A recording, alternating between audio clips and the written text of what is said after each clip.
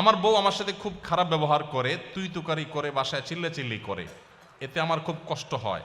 আমার বউ এখানে উপস্থিত আছে, আমার বউকে কিছু নসিহত করুন প্লিজ। যে ভদ্রলোক প্রশ্নটি করেছেন, আমার মনে হয় যে আজকে বউকে তিনি ফুসলে ফাসলে আনছেন এই উদ্দেশ্যে,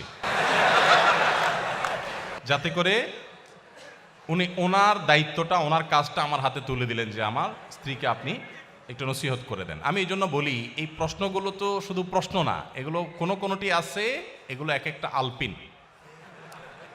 অর্থাৎ আপনার কাউকে একটা খোঁচা দেওয়া দরকার, আপনি দিতে পারতেছেন না, আলপিনটা আমার হাতে দিয়ে বলেন আপনি একটু দেন, ব্যাপারটা সেরকম হয়ে গেছে। যাই হোক, প্রথম কথা হলো যে আমরা সবাই অন্যকে উপদেশ দিতে খুব পছন্দ করি, নিজে উপদেশ নিতে চাই না। আমার কাছে যখন প্রশ্ন আসে যে হুজুর আজকে একটু বলে যাবেন যে একজন স্ত্রীর প্রতি স্বামীর কি কি কর্তব্য আছে, তখন আমার বুঝতে বাকি থাকে না এটা কোনো মহিলার প্রশ্ন। তিনি তার স্বামী আজকে এখানে আছে, তাকে সাইজ করতে চান, এই জন্য তিনি এই প্রশ্নটি ছুড়ে দিয়েছেন। আমরা প্রত্যেকটা মানুষ আমরা আরেকজনের হাদিসটা খোঁজাখুঁজি করি, আমি নিজের হাদিসটা আমি খুঁজি না। আজকে যদি একজন মানুষ বলতেন যে একজন আদর্শ স্বামীর কি কি গুণ থাকা উচিত, আমি একজন পুরুষ মানুষ, আমার এটা জানা দরকার, আমি আমার স্ত্রীর কোনো হক নষ্ট করছি না তো, এটা হতো সবচাইতে অ্যাপ্রিসিয়েট করার মতো প্রশ্ন। ঠিক একইভাবে কোনো স্ত্রী যদি জানতে চাইতেন যে আমি কিভাবে একজন আদর্শ মুসলিম স্ত্রী হতে পারি, সেই গুণগুলো কি কি আছে যেগুলো আমাকে অর্জন করতে হবে, আপনি একটু বলে দেন, তাহলে সেটা হতো আদর্শ প্রশ্ন। নিজের পরিবারে কেউ ভুল পথে থাকলে প্রশ্নের মাধ্যমে তার সংশোধন কামনা করাটাকে আমি দোষের মনে করছি না, কিন্তু এই প্রবণতা থাকা যে সব সময় আরেকজনকে সোজা করবো বাট আমি পুরোই বাঁকা থাকবো, এটা কখনো বুদ্ধিমান মানুষের কাজ হতে পারে না। তো যাই হোক, কোনো নারী, কোনো স্ত্রী তার স্বামীকে যদি তুই তোকারি সত্যিই করেন, এটা খুবই জঘন্য এবং অত্যন্ত ভয়াবহ একটা ব্যাপার, অত্যন্ত ভয়াবহ একটা ব্যাপার। এবং একসাথে থাকতে গেলে কিছুটা বাদানুবাদ, কিছুটা উচ্চবাচ্য হবেই, কিন্তু তাই বলে তুই তোকারি পর্যায়ে চলে যাওয়া, চিল্লাচিল্লি পর্যায়ে চলে যাওয়া, হাতাহাতির পর্যায়ে চলে যাওয়া, এটা খুবই ডেঞ্জারাস, খুবই ভয়াবহ। দেখুন, একজন স্ত্রী সামলানো কঠিন না একাধিক স্ত্রী সামলানো কঠিন? একাধিকটা কঠিন না? প্রিয় নবী সাল্লাল্লাহু আলাইহি সাল্লামের স্ত্রী কতজন ছিলেন? এতজন স্ত্রী থাকার পরও আল্লাহ নবী সাল্লাল্লাহু আলাইহি সাল্লাম জীবনে একবারের মতো তার কোনো স্ত্রীদের সামনে চিল্লাচিল্লি করেছেন, গায়ে হাত দেওয়া তো পরের বিষয়, কখনো চিল্লাচিল্লি করেছেন নাউজুবিল্লাহ, এরকম একটি কথা কোনো জাল হাদিস দ্বারাও পাওয়া যায় না। তার মানে কি তাদের মধ্যে কিছু হয় নাই? বহু কিছু হয়েছে, এমন এমন জিনিস হয়েছে আমরা মনে করি যে কিছুই হয় নাই, বহু কিছু হয়েছে। হ্যাঁ, বহু কিছু বলতে আমরা যেগুলো মনে করি এরকম না, মানুষ হিসাবে তাদের মধ্যে অনেক কিছু হয়েছে। এক স্ত্রীর ঘর থেকে মধু খেয়ে এসছেন, হাফসা রাদিয়াল্লাহু তাআলা আনহা, আয়েশা রাদিয়াল্লাহু তাআলা আনহা দুজন সলা পরামর্শ করলেন যে ওনার বাসায় যায় মধু খাইলো, সতীন হিসাবে একটা ঈর্ষা থাকে, তো আমরা ওনাকে আসলেই বলবো যে আপনার মুখ থেকে মাগাফিরের ফলের গন্ধ আসতেছে। ঠিক ওই প্ল্যান অনুযায়ী রাসূল আকরাম সাল্লাল্লাহু আলাইহি ওয়াসাল্লাম আসার পর বলতেছে, আপনি কি মাগাফির খাইছেন? মাগাফিরের গন্ধ আসতেছে কেন মুখ থেকে? রাসূল সাল্লাল্লাহু আলাইহি ওয়াসাল্লাম বলেন, না তো, মাগাফির তো খাই নাই, এটা খুব দুর্গন্ধ জাতীয় ফল, এটা তো খাই নাই। উনি আবার মুখে দুর্গন্ধটাকে খুব অপছন্দ করতেন, জিবরিল আসতো তার কাছে সবসময়। তো এবার ওনারা আবার আইডিয়া দিচ্ছেন যে আপনি মধু খাইছেন, মাগাফির খান নাই, হতে পারে পাখিয়ে ওই মাগাফির খেয়ে এসে মধুতে মুখ দিছে। দেখেন কত সুন্দর পরিকল্পনা। তো নবী সাল্লাল্লাহু আলাইহি সাল্লাম দেখলেন যে স্ত্রীরা নাখোশ হয়ে গেছে, বললেন যে ঠিক আছে, তাহলে আজ থেকে আমি আর মধু কোনোদিনই খাবো না।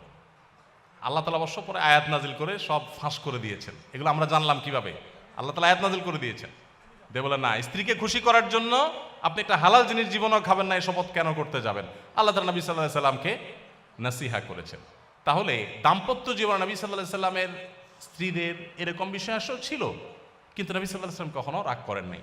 তো একইভাবে আমাদের স্বামীদেরও উচিত স্ত্রীদের সাথে সুন্দর আচরণ করা, স্ত্রীদের উচিত স্বামীদের সাথে সুন্দর আচরণ করা। ভালো করে শুনে রাখেন, অনেক মহিলা আছে লম্বা লম্বা তসবিহ পড়েন, ঘন্টা ঘন্টা কোরআন তেলাওয়াত করেন, ওয়াজ একটার পর একটা ভিডিও শুনতে থাকেন, এমনকি রান্না করেন তখনও ভিডিও চালাই দিয়ে তারপরে শুনেন, মাগার স্বামীর সাথে দুর্ব্যবহার করেন, স্বামীর কথা শুনেন না। আছে না নাই? এখানে যদি পুরুষ বেশি, অতএব পুরুষের ঠিকের পরিমাণ বেশি হবে, এটাই স্বাভাবিক। কিন্তু শুনেন, আমি একটা কথা প্রায় বলি, আমাদের বোনদের জন্য তিতা করল্লার মতো আমল হলো স্বামীর আনুগত্য করা, স্বামীকে শ্রদ্ধা করা। তিতা করল্লা খেতে কষ্ট হলেও, করলার রস চিবায় খেতে কষ্ট হলেও অনেক দুরারোগ্য ব্যাধির উপশম হয়।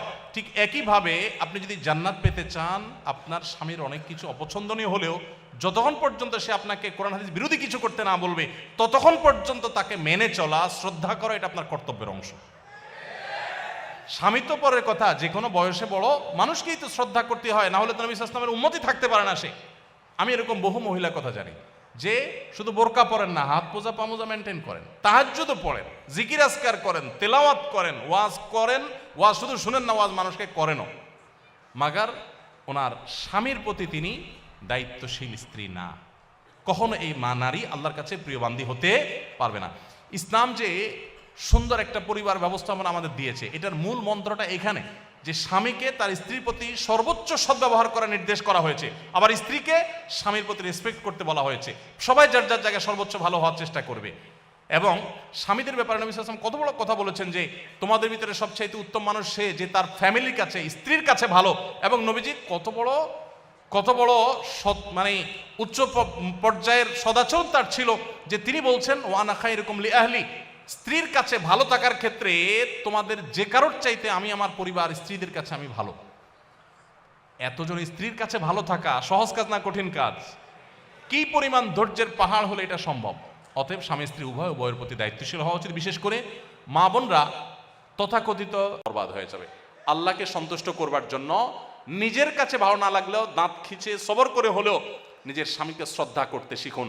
আপনাকে ওরা উস্কানি দিবে, আর রেখে দাও, ছেড়ে যাও ওকে, কারোর উপরে তোমাকে নির্ভর হয়ে থাকতে হবে নাকি? ওরা উস্কানি দিয়ে আপনাকে বের করে দিবে। এর পরবর্তী ইতিহাসটা আর ওরা আপনাকে জানতেও আসবে না, মানুষকে জানাতেও আসবে না। এই জন্য আল্লাহর ভয় যদি থাকে, স্বামী স্ত্রী পরস্পর প্রতি শ্রদ্ধাশীল হতে হবে, এবং এটা না হলে আপনার তাকওয়া কখনো শক্তিশালী হবে না। আপনার জন্য সবচেয়ে বড় চ্যালেঞ্জগুলোর একটা হলো, মনে রাখেন, আপনার জন্য নফল নামাজ পড়া, কোরআন হাদিসের অনেক কিছু চর্চা করা আপনার জন্য এত কঠিন না, স্বামীর আনুগত্য করা তত কঠিন। নবী সাল্লাল্লাহু আলাইহি ওয়াসাল্লাম মেয়েদের জান্নাতে যাওয়ার পূর্ব শর্ত 4টা উল্লেখ করেছেন। ইজা সাল্লাতিল মারআতু খামসাহা ওয়া সামাত শাহরাহা ওয়া আতাআত যাওজাহা ওয়া হাফিজাত ফারজাহা।